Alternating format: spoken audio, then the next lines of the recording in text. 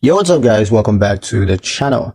In today's tutorial, I'm going to guide you through how to set up push notifications in the Lendingclub app so that you can stay on top of every transactions and account updates in real time. Let's get into it.